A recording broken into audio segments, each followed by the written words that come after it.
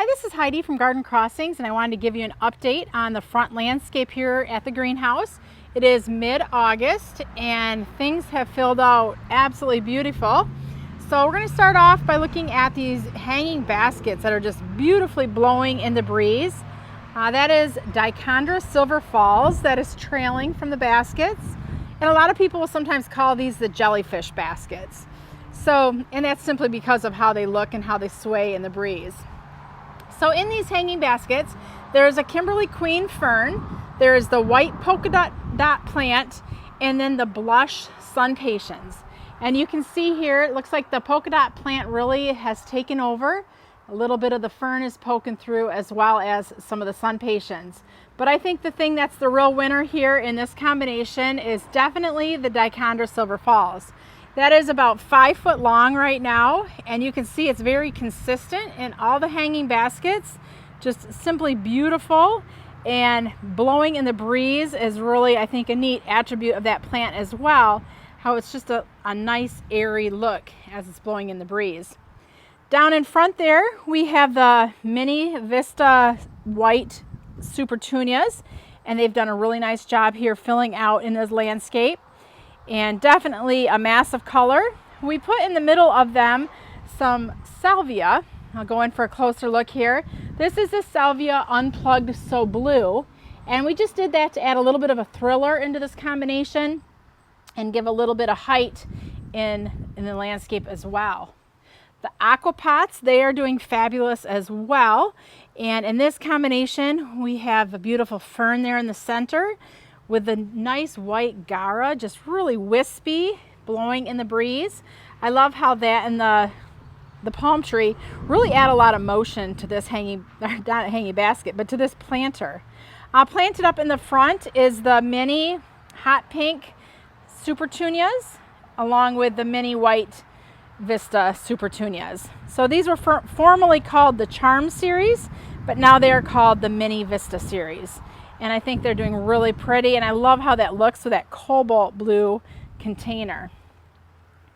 The containers on either side of our entrance, we have again a palm tree for kind of a consistent look. And then we have the Color Blaze Coleus, that's lime time. And then also there's the Bordeaux Supertunia with the Sangria Mini Vista. So that's doing really nicely as well. There is also some pink Gara and some of the Rockin' Fuchsia Salvia tucked in there. Those really were no match for the Coleus in this container.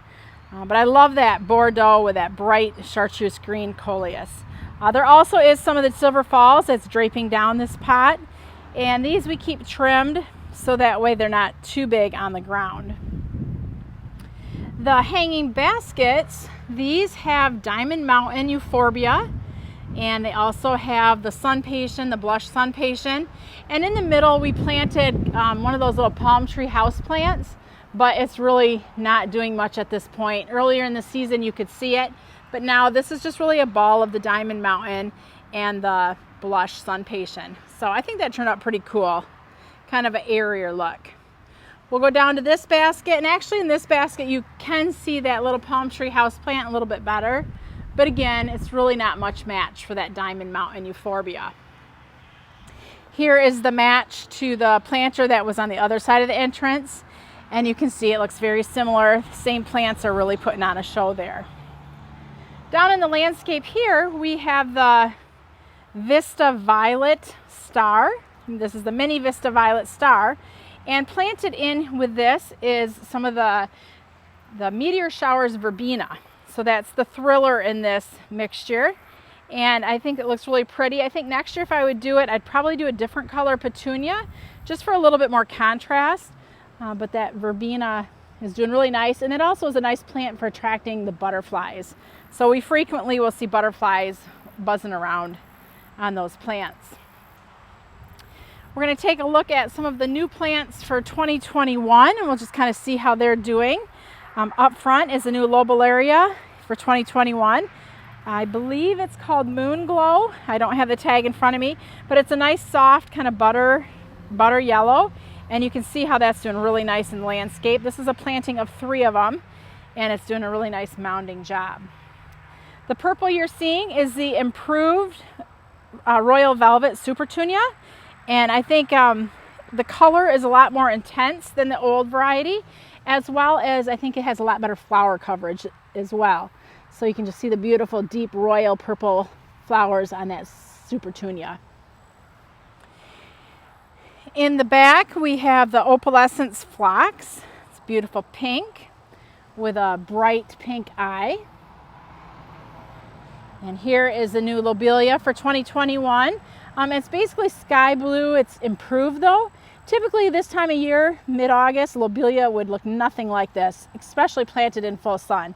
So that's really doing really nicely there.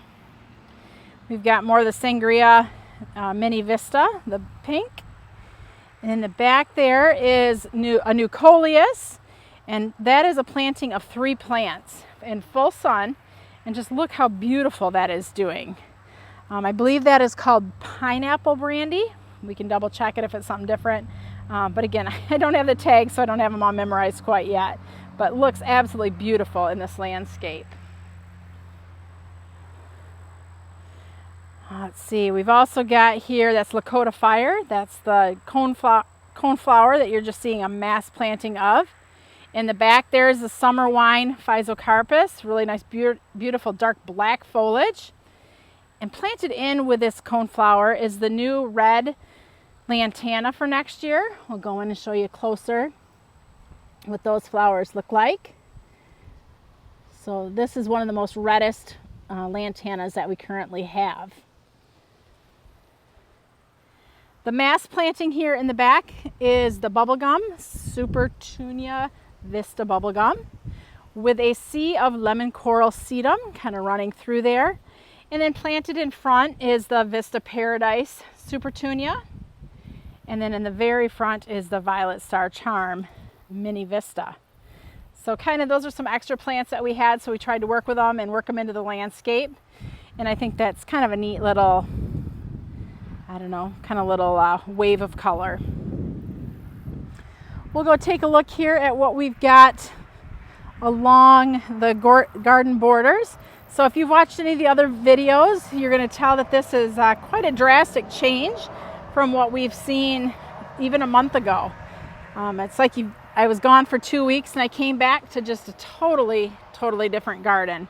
So it's kind of fun to see that transformation from week to week and month to month. So let me back this out a little bit and go take a look at what we've got. So right here in front of us, this is the Bloomerang Purple Lilac, and you can see how there's a few little blooms on there. This has kind of been blooming throughout the summer, and I think that's one thing that's nice of those bloomerangs is they continue to bloom on and off throughout the summer. Tucked in the back there is the Weigela Pearl, that's Sonic Bloom Pearl, and that's a spring blooming shrub, but it's giving us its 3rd round of blooms. So typically with the Weigela, you get a spring bloom and that was it, but not true with the Sonic Bloom series. They'll bloom up to 3 times throughout the summer, kind of depending on where you live. Planted in front is the Hypericum, and this is definitely done flowering now, but this is a native plant that attracts the pollinators. And when this was flowering, it was just loaded with honeybees, native bees. It's really full of life.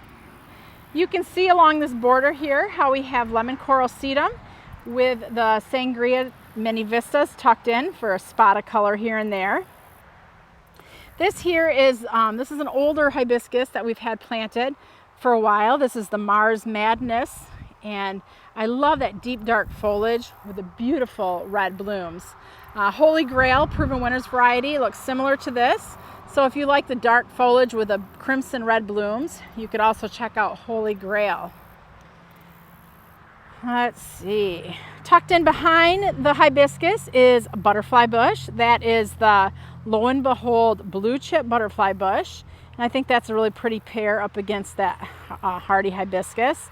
And the nice thing with the Lo and Behold series is they're very compact. They only get about 3 foot tall max. So if you need a butterfly bush that doesn't take up a lot of space, Holy Grail is Lo and Behold Blue Chip is definitely a great choice. You can see tucked in the back there's another little blue chip that's blooming. There's little butterflies all going about. The red plant in the back that's lobelia, starship pink, and that's a nice another native bloomer, late summer color. All right, as we take a walk down, you can see this here is the incredible hydrangea. This is done flowering now for the season. We leave the flowers on because even though they're done, showing their best color, they still have a lot of interest. Another one of the Lo and Behold blue chip butterfly bushes.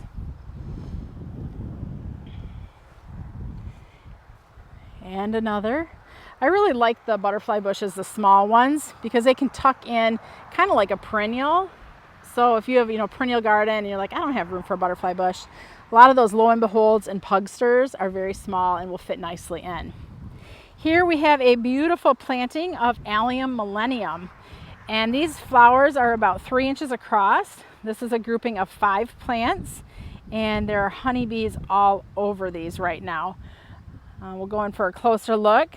Allium millennium it's a great plant for mass, or if you want to just tuck one in the garden, that's fine as well. It adds a lot of whimsy, I think. I'm going to try to go in and just show you all the bees, and there's some little moths and stuff.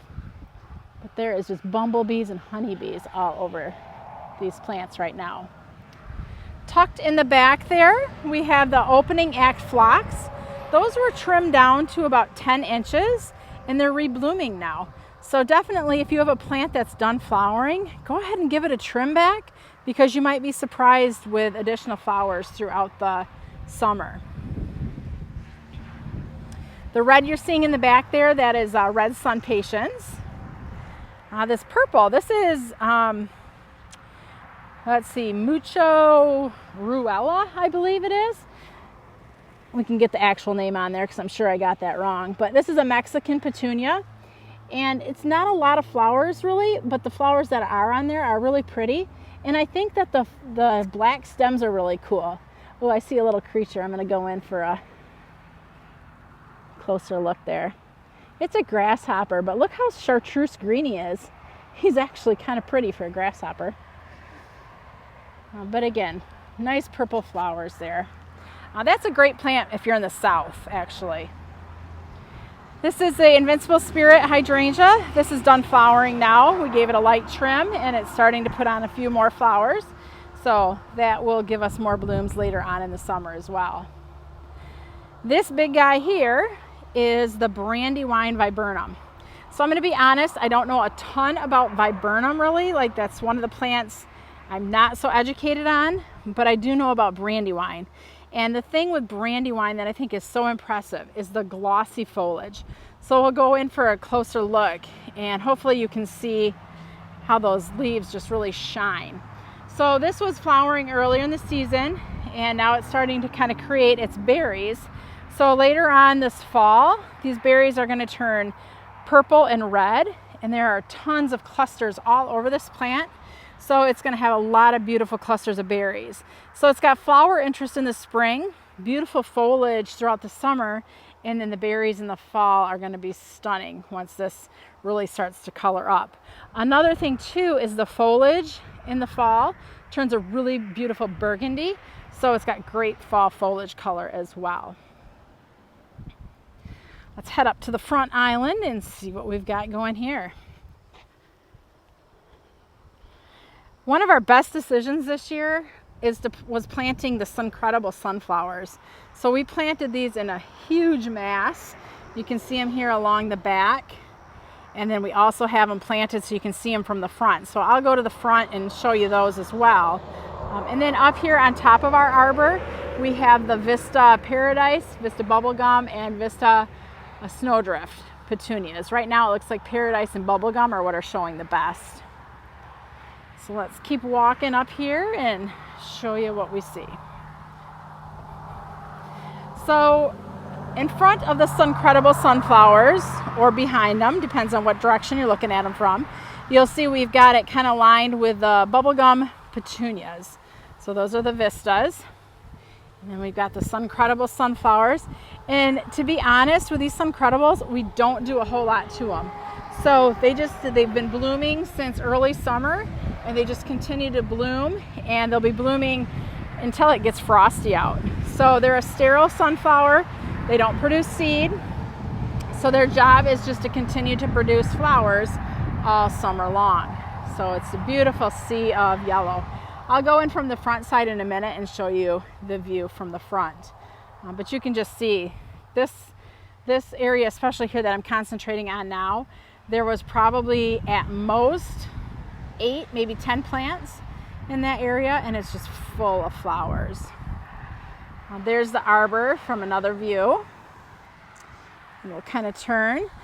Here's a beautiful limelight hydrangea. Another blue chip junior butterfly bush. And I'm going to go ahead and walk back down and show you some of the hydrangeas and kind of what they're doing right now. Monarchs fluttering through.